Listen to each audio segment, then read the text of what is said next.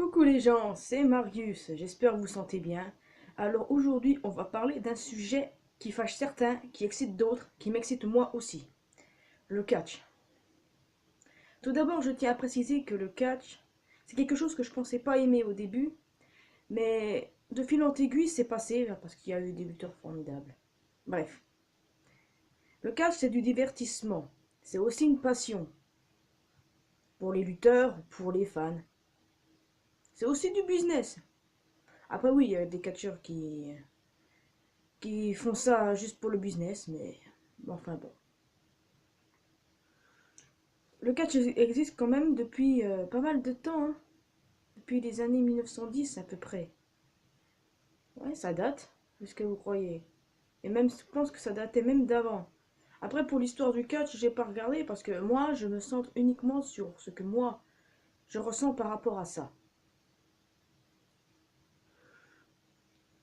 Quand je dis le mot catch, vous pensez aux fédérations telles que la WWE, la TNA, la ROH, la Pro Wrestling Japan, à l'Indie. Bon, je regarde que la WWE, mais bon. Après, quand on entend le catch, on pense à des lutteurs comme John Cena, Randy Orton, Undertaker, Chris Jericho, Rey Mysterio, etc., etc. Ça, c'est quand t'étais plus jeune et que tu ne regardais que ça, quoi. Tu te souviens que des lutteurs là et tu ne sais pas forcément il y a qui comme nouveau lutteur. Oui, j'admets. Oui, je vous disais, je ne regarde que la WWE. Je sais, c'est stupide, mais je regarde que ça, mais j'admets. Mais bon, quand il y a de nouveaux catcheurs qui viennent à WWE, je regarde leur parcours qu'ils ont fait avant. Genre Raji Styles, j'ai regardé son parcours TNA, à Pro Wrestling Japan en tant que dans le Bullet Club. J'ai regardé de même pour Bobby Roode, Austin Aries. Et ça m'arrive même de savoir, enfin de vouloir savoir, ce que deviennent les personnes qui ont été sous contrat. Je pense notamment à Cody Rhodes, paix à son père, Dusty Rhodes. Et à tout d'autres, Rey Mysterio par exemple. D'ailleurs, il faudra que j'en parle de Rey concernant quelque chose. Hmm. Certains vont me dire, le catch c'est faux. Il se donne pas les vrais coups, et tout. À bon entendeur. T'as des fédérations qui sont gore quand même. Et puis chaque jour, quand les catcheurs, aussi bien WWE que TNA, que ROH, tout, tralala, ils risquent leur vie à chaque coup.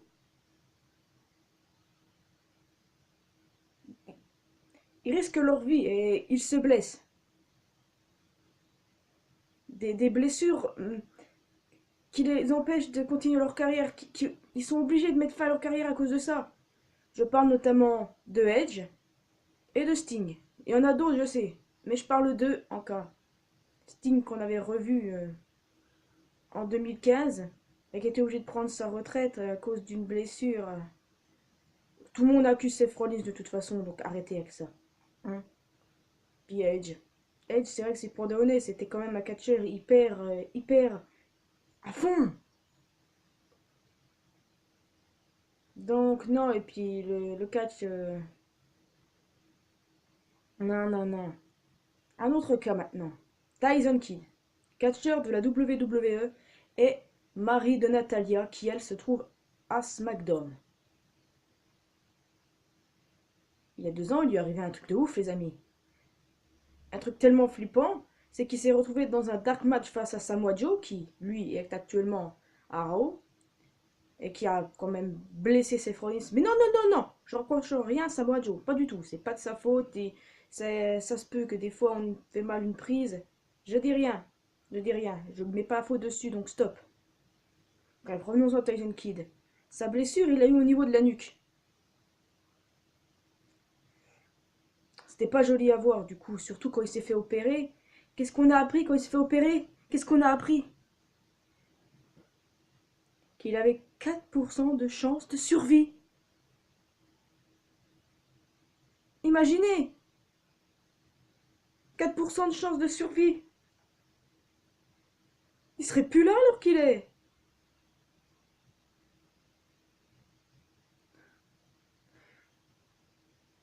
Ah ben Dieu. Et puis surtout quand vous regardez les photos, ça fait froid dans le dos de savoir qu'il a été cousu au niveau de la nuque. Ah! Le concernant, je préfère ne plus le voir remonter sur un ring parce que le pire peut arriver. Et non, non, non, merci, c'est pas du tout ça que je veux et c'est un des catcheurs que j'apprécie le plus. Donc non, surtout ces équipes avec Cesaro et David R. Smith, donc non. Le mieux pour lui, c'est qu'il devienne simplement un manager ou qu'il trouve un travail en backstage. Et qu'il arrête de faire le casse-cou sur le ring parce que, mon Dieu. Parlons d'un cas encore plus froid dans le dos. Le cas Aguayo Ramirez. Je sais pas si je prononce bien, mais bon, globalement, je pense que pour les fans de catch, de tout ce qui se passe dans le monde, de tout le catch, tout globalement, vous voyez de qui je parle. Aguayo Ramirez est un catcheur mexicain qui est mort en 2014 sur un ring. Ça s'est passé quand Rey Mysterio avait quitté la WWE et qu'il allait d'entreprise en entreprise. Je sais même plus si c'était où ça, à AAA, je sais même plus où c'était. Et ils se sont battus. Vous savez, Rere, à chaque coup, pour se battre, quelqu'un se met sur une corde pour qu'il fasse le 619. Le mec, il y était. Sauf qu'il ne bougeait plus. Plus du tout. Plus du tout. Et Rere, il comprenait pas, il savait pas. Et après, quand les arbitres ils sont venus et qu'ils ont vu qu'il était mort, quoi. Ça fait froid dans le dos. Je vous jure, j'ai regardé la vidéo. J'ose même pas vous dire d'aller la voir, j'ose même pas. Non. Pour ceux qui l'ont vu, alors là, mais ça fait froid dans le dos, je vous jure, j'ai flippé, c'est horrible d'avoir vu ça. Je ne suis pas aux fédérations, mais bon, j'étais curieuse, enfin pas curieuse de voir une mort non plus. C'est juste que, voilà, une vidéo s'était passée toute seule dans un de mes fils d'actualité et... Ah! Qui repose en paix. Eh, non! Rey Mysterio n'y est pour rien. Encore une fois, Rey n'y est pour rien. Et c'en est grave voulu. Pourtant, ce n'était pas lui. Non, il y est pour rien. Je vais pas dire non plus que c'est la faute du mec qui a provoqué sa mort, mais je ne sais pas. C'est pas la faute de Rere, ça c'est certain. Le 619, il l'avait pas encore fait. Il s'était toujours retrouvé sur la corde, le mec. N'allez pas voir cette vidéo. Et si vous n'êtes pas sensible, allez la voir alors. Mais non, juste non. Après, oui, il y a eu aussi des cas comme Owen Hart. Mais au secours. Crise cardiaque. Non. Bref. Normalement, chaque show de catch, avant de montrer les matchs, mettent une sorte de message en disant ne faites pas ça chez vous. C'est le cas pour la WWE puisque c'est seulement elle que je regarde. Je ne vous cache pas de le dire, mais ils mettent Don't try this at home. Ne faites pas ça chez vous. T'en as quand même qui le font, les bandes de cons là. Faut qu'ils comprennent que ce qui se passe en catch, ils font des sauts de ouf, qui se tapent des fois pour de vrai, je vous préviens. Euh, mais ils le font quand même. Eh, c'est fait par des professionnels. Qu'est-ce que vous comprenez pas dans le mot là? Fuck. Des professionnels. Après, pas étonnant. T'as des gens qui effectuent mal une prise et que ça leur arrive le pire, qui tuent quelqu'un ou qui se tuent eux-mêmes. Je sais, c'est dur à dire, mais c'est vrai de tester ça alors qu'on n'est même pas des professionnels. Non, mais sérieux. Après, il y en a qui portent plainte contre la WWE. Oui, je prends ça en exemple. Parce que, à cause de ça, mon fils s'est retrouvé à l'hôpital et est mort. À cause de ça, un gars a tué son bébé et sa femme. Il y a des fous sur Terre. Oh, quand t'es pas sûr de faire une bonne prise, tu fais rien.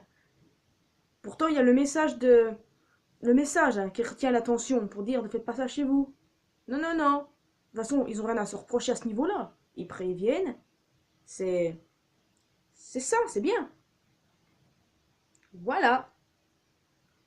Mais après, voilà. Ça fait quoi? money, money, yeah, yeah. Money, money, yeah, yeah. Voilà. La monnaie dans tous les sens. Du fric, la thune. Et bah travaillez si vous voulez de la thune. Non mais quoi, c'est vrai, à un moment il faut être lucide. C'est comme un cas récemment avec un gamin qui a fait une kill list. Qui rappelle la liste de Jericho. Vous n'êtes pas fait manipuler parce que c'est plutôt Death Note, non? Je ne regarde pas ce manga, mais globalement c'est ça. Blacklist, Death Note, et non la liste de Jericho. Bref. Voilà, je m'arrête là niveau scandale hurlé à des gens qui veulent que du fric. Je répète encore une fois, je ne regarde que la WWE. Ça m'arrive de me renseigner sur d'autres entreprises, je l'admets ça aussi également. Mais bon, quand on entend WWE, quand on entend Raw SmackDown, quand on entend à cette époque-là, qu'est-ce qu'on pense? On pense à des catcheurs exceptionnels, des catcheuses exceptionnelles. Oui, parce qu'on ne parle pas assez des catcheuses malheureusement. Elles sont tellement surestimées des fois. Parce que catcheur, tu as AJ Styles, tu as Bobby Roode, tu as Austin Aries, tu as Cesaro, tu as Sheamus, tu as Randy Orton. T'en as plein, Matra. Même Anderson et Gallows que je n'aime pas trop. C'est génial de les voir ici. Ça te fait du bien de voir ça.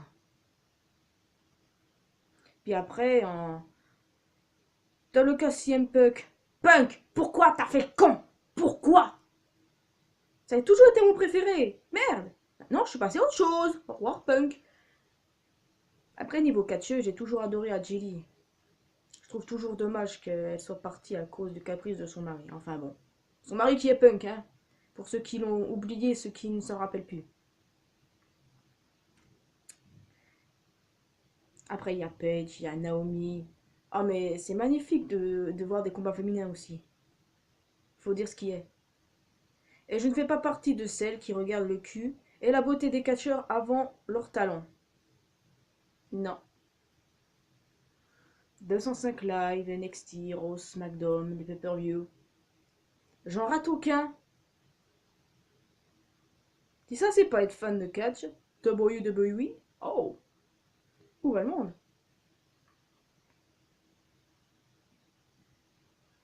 Ouais.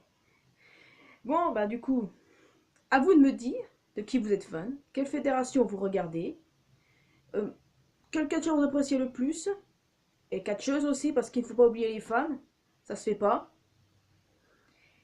Vous dites-le moi dans les commentaires. Et puis dites-moi aussi ce que vous pensez du cas Tyson Kidd, si vous pensez que qu'il arrivera un jour à s'en remettre, parce que j'espère sincèrement que ce soit le cas.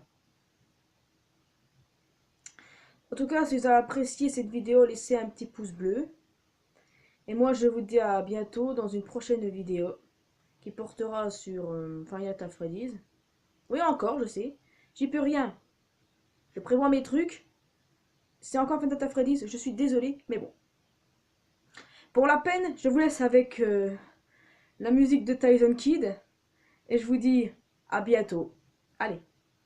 Ciao les amis. Rising from the ground, echoes of the sound, ashes of the past on the present, and the future is now.